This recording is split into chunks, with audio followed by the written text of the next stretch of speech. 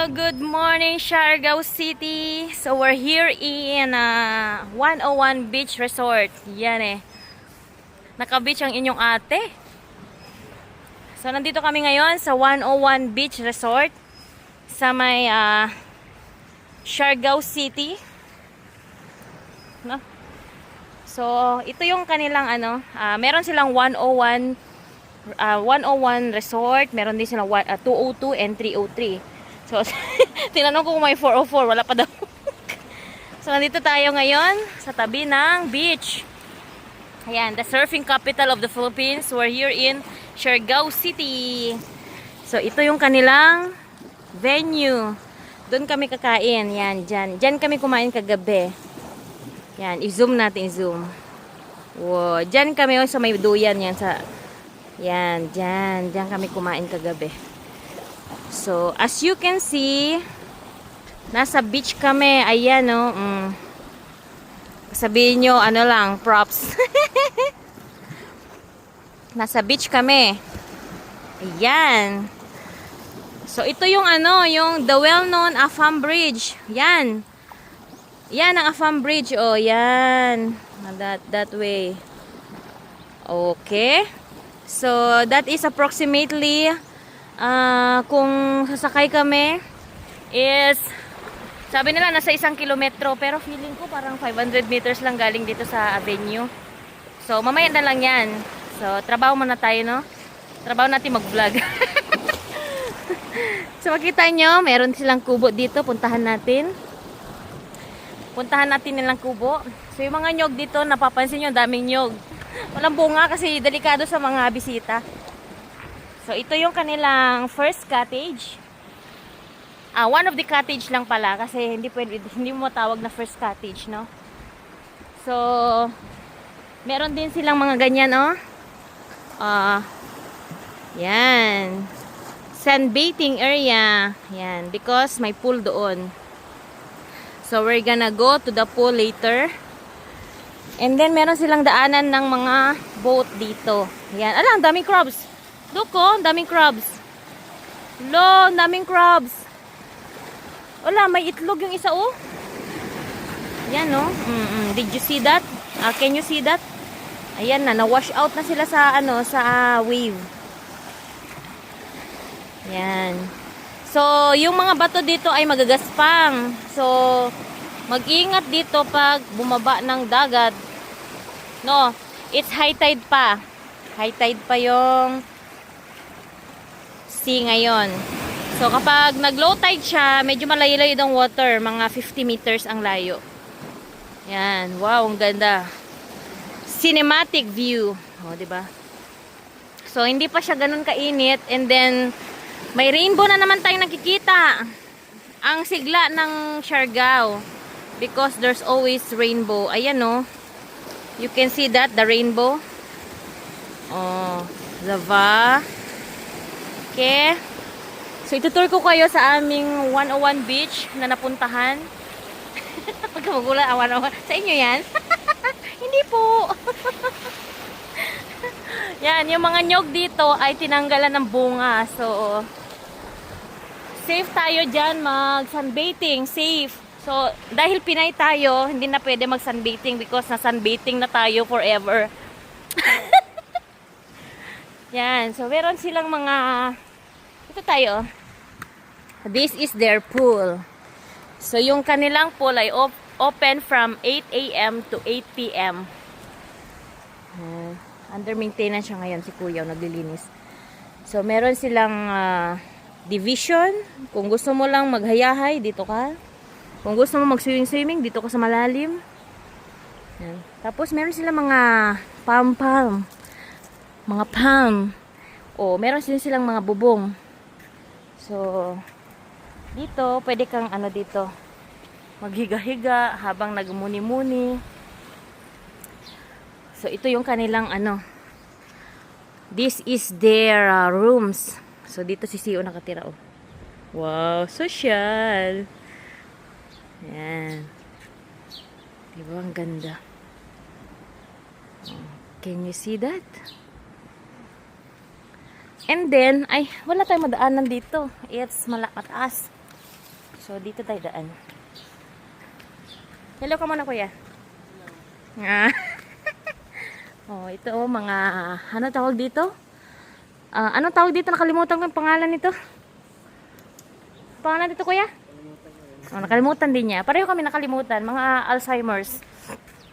So, ang kanilang patwalk ay may mga nakatanim na bawang. Hindi yung bawang, ha? So, mag-vlog muna tayo habang nag-aantay ng ating mga bisita. So, meron din silang, ano, mulberry. Ibunga na yung kanilang mulberry. Oh. Mulberry. And then, ito, natuwa ako dito, oh, kasi sa probinsya namin sa Cagayan Valley, this is just yung, ano, mabahong halaman sa gigilid ng gubat. Pero dito, ginawang plants. Yan. With different colors. Diba? And then, ang kanilang facility, oh, ang galing nang nag-drawing yan.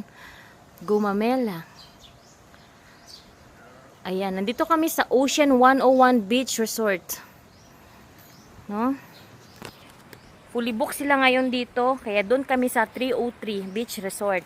Ay, hindi siya beach, kasi pool lang siya. Kasi sa kabilang kalsada siya. Yan, beach, tapos sa kabilang kalsada, so walang dagat doon. So, it's just a pool.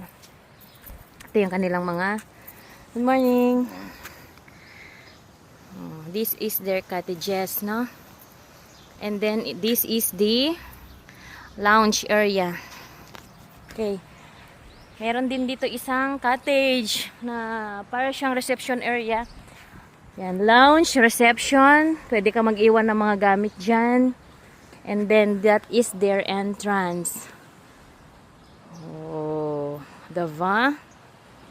So beautiful.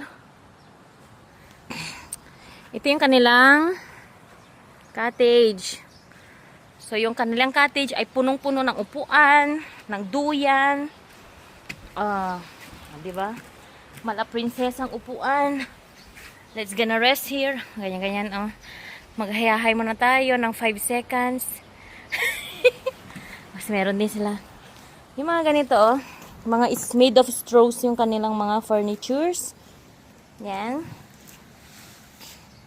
Exclusive for Villa Natalie and Villa Ella. Guest only. Uy. So, wag tayo dyan kasi hindi tayo guest dito. Yan. Ang ganda ng kanilang venco. And then, the kanilang duyan. Let's gonna picture the duyan. Oh, diba? So, meron din doon nakaraang mga duyan na pang barangay. So, ito yung Ocean 101 Beach Resort dito sa Siargao City. So, malakas yung alon, no? Doon sa kabilang banda is may nag-surfing na. Yan. Vlog natin yung kanilang alon. Dito hindi masyado. Wala masyadong alon dito. Pero makita nyo man yung hampas ng water. Oh, tignan nyo. Naghampas, nagpasikat. Nagpasikat yung alon. No? O, diba? Ang ganda ng nature. Nature is so great. May nagbangka dun, no? Saan kayo papunta yan? Where are you going? Hintayin natin lumabas siya sa kanilang... Oh! Ang lakas ng Yan. Ang bangka. Bye! Ingat kayo! So, we're just waiting. Ang ganda ng ano ka ng puno, oh. Nabalutan ng mga anong tawag dyan? Bacteria. Tawag dyan bacteria kasi parasite pala. Hindi. Ano pinagsasabi ko? Parasite. Yung mga halaman na tumutubo sa ibang halaman ay parasite. So, sinisip-sip nila yung nutrients ng puno. They are parasites. So, wag maging parasite. Sip-sip yun, sip-sip. Yan. Ito ngayon ang nakikita ko sa aking mga paligid. So beautiful nature and the beautiful building with the beautiful drawing. So, na-tour ko na kayo sa Ocean 101 Beach. Ocean Beach 101. Tama ba? Ocean 101 Beach Resort. Ay, bungol. African. African pala to. African. What do you call that one? Nakalimutan ko. Basta may African na word dyan. Kanilang landscape ay sobrang ganda. No? So, meron din sila ditong another tambayan. So, kagabi may nakatambay dyan na na angkol. Okay. Ito yung kwarto ni Com. Wow, meron pa silang bilog-bilog doon, no? Puntahan natin. Kita niyo yan, no? Bilog na upuan. O, diba? So, ito yung kanilang restaurant, mga kainan. Ba't ang dilim? Yan, mga kainan yan dyan. Dito ka mag-order ng inyong food. So, yung food dito ay pang-rich. No, good for two only. Hindi tayo pwedeng, kanang malakas kumain. Kasi ang budget ng isang food ay good for two only. No, kapag grupo kayo na, Diyos ko Lord. Pero okay lang naman kasi hindi naman yung presyo ang dito ang essence kundi ang view. 'Di ba? Ang silence ng area, serenity. Tatay naglilinis Hi Tay, good morning Tay. Kasama ka sa vlog ko Tay Kaway-kaway ka muna Tay. Dito kami nag-order ng food. So sa ngayon, tahimik pa yung area. So kami lang yung very brave nag-akyat ng sleeper dyan, no? Kasi ang mga Pinoy hindi mahilig magpaa-paa. Yan. Wow, ang ganda ng mga bengko. Okay, that is my view for this day. Yan. Hindi ko alam kung magkuno ba yung mga kahoy. Kuya, Atay, ano yung mga kahoy dyan na bangko? Magkuno yan?